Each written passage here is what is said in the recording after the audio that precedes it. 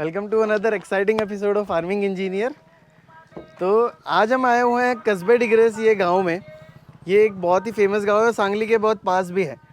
Famous है यहाँ के प्रगतिशील किसानों की वजह से, और उन्हीं में से एक प्रगतिशील किसान को आज हम मिलने वाले हैं और उनकी एक सक्सेस स्टोरी जो है वो शूट करने वाले हैं।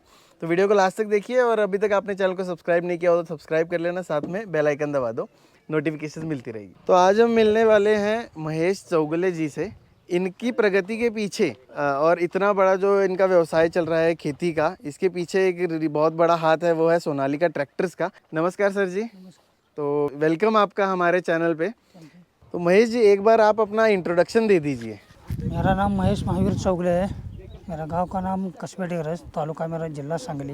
तो अच्छा, आज हम महेश जी के फार्म में आए हैं क्योंकि हमें पता चला है कि आपके पास 7 सोनालिका के ट्रैक्टर्स हैं। इतने महंगाई के ज़माने में लोगों को 1-2 ट्रैक्टर खरीदने भी बहुत और मेंटेन करना बहुत मुश्किल हो जाता है। आप 7 ट्रैक्टर कैसे मेंटेन करते हो, वो भी मतलब 75 HP के, 60 HP के मैं देख पा रहा हूँ। और इनका ऐसा क्या काम आपको इतनी ज़रूरत पड़ती है कि 7 ट्रैक्टर आप यहाँ पे रख रहे हो इसको? जितना ये खेत देख रहे हैं आप गन्ने का, वो सब मेरा ही है। इधर एक मेरा 50 एकड़ खेत है। ये हर खेत में मेरा अलग अलग काम होता है। किसी खेत में गन्ना खींचने का काम चलता है, तो किसी खेत में रोटर मारने का काम चल रहा होता है, नांगर चलाने का काम चल रहा होता है। एक ट्रैक्टर मैंने रोटर को रखा है, वो दिन भर पूरा रोटर ही मारेगा। दूसरा ट्रैक्टर रखा है, वो नांगर के लिए रखा है, वो दिन भर खाली नांगर ही लगाएगा। अभी ये 750 ट्रैक्टर है सोनालिका का। हम इसको पाला कुट्टी मशीन को जोड़ते हैं, और हमारे इधर पाला कुट्टी सब लोग करते हैं। हमारे इधर पाला जलाते नहीं है, इसका हम खद बना देते हैं इसके वास्ते। और जो 2 वो आगे खड़े हैं, वो हम गन्ना खींचने के लिए रखते हैं। तो एक चीज़ मैं आपसे पूछना चाहता हूँ कि मैंने नोटिस किया कि आपके पास सारे के सारे सोनालिका के ही ट्रैक्टर्स हैं। तो ऐसा क्यों, आपने सोनालिका ही के ही क्यों खरीदे सारे? सोनालिका ट्रैक्टर एक किसानों का ट्रैक्टर है। अभी मैंने 75 HP का ट्रैक्टर लिया है। इसको मैं 10 फीट का रोटर जोड़ता हूँ। 4.5 फीट की 2 सरिया लेकर जाता है ये ट्रैक्टर, और लोड भी नहीं आता। एवरेज में अच्छा है। अगर आप लव फर्स्ट में डालकर मारोगे तो 7 या 8 लीटर खाता है, डीजल लगता है उसको। अगर सेकंड पर मारोगे तो 5 लीटर लगता है। ऐसा एवरेज मैंने मुझको पाया है। और उससे अलग बात है कि मेरे एरिया में 75 HP का ट्रैक्टर और 10 फीट का रोटर इधर मेरे एरिया में किधर भी नहीं है, और किसका भी नहीं है। इसके वास्ते मैंने लिया है। तो इसके मेंटेनेंस के बारे में और सर्विस सपोर्ट के बारे में आप क्या कहना चाहेंगे? का मेंटेनेंस बोले तो ये किसानों की अच्छी बात है। इसका 0 मेंटेनेंस है। जैसे कि अभी मैंने 2010 को एक ट्रैक्टर लिया था 750। मैंने अभी तक मेरे पास वो ट्रैक्टर है। अभी तक मैंने उसका इंजन नहीं खोला, खाली ऑयल बदली टाइम पर करता हूँ। अगर मेंटेनेंस आता है तो कम से कम रुपया लगता है। ये हमारे लिए अच्छी बात है।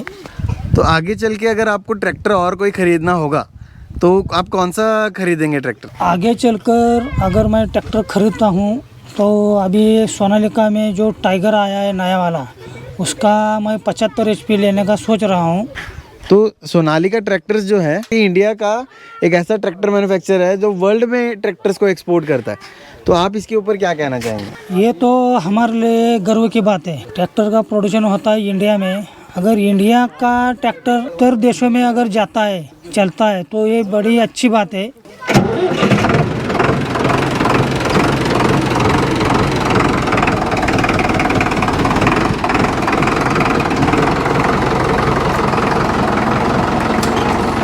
तो हम भी थोड़ा चला के देखते हैं ट्रैक्टर।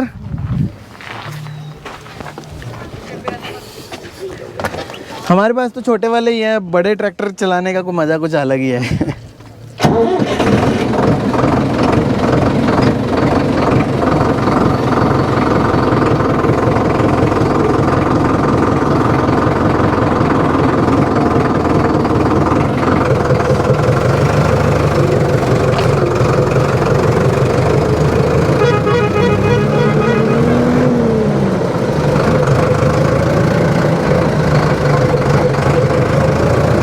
पूरा एकदम ऊपर वाले मस्जिद पे बैठने की फीलिंग आ रही है।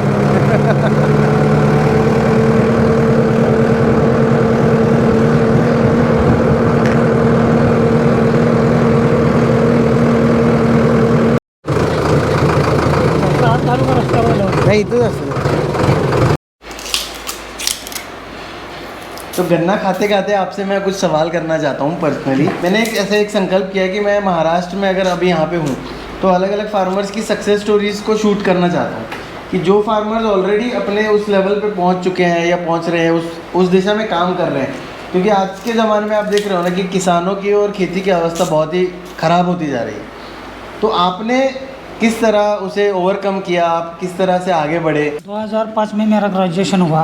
ग्रेजुएशन होने के बाद मेरे घर वाले चाहते थे कि मैं बाहर जाकर जॉब करूं या काम करूं. फिर मैंने सोचा कि हमारे घर की इतनी खेती है, जॉब करने के लिए तो मेरा मन नहीं था. हाँ. और खेती करने के लिए मेरे घर में कोई नहीं था और मुझको खेती में थोड़ा इंटरेस्ट था.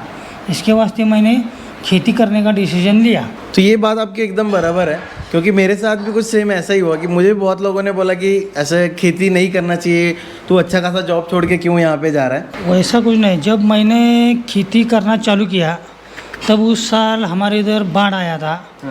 तो उस साल हमारे इधर लेबर नहीं मिल रहे थे और ट्रैक्टर की बहुत दिक्कत हो रही थी. हमारे पास तो उस टाइम ट्रैक्टर भी नहीं था, कोई खेती का औजार भी नहीं था.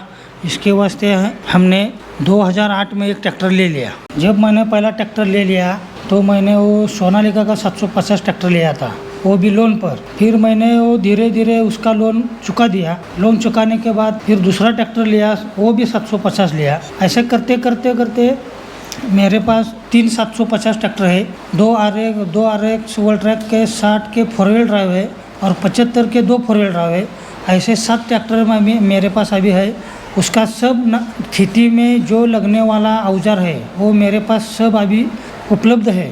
जैसे कि पाला कुट्टी मशीन है, बुड़की मारने की मशीन है, मळनी मशीन है, 10 फीट का रोटावेटर है, 3 फाली नांगर है और छोटा वाला भी ये सब है. वो डबल है मेरे पास. तो ऐसा बहुत कम देखने को मिलता है कि किसान खेती में ही कुछ काम कर रहा है और खेती से प्रॉफिट कर रहा है और अपना घर बना रहा है, पूरा सब सिस्टम लगा रहा है. तो इस तरह की सक्सेस स्टोरीज़ मैं चाहता हूँ कि और जो है अगर हम पॉसिबल हो सके तो लोगों के सामने लाएं, ताकि एक एग्जांपल सेट हो.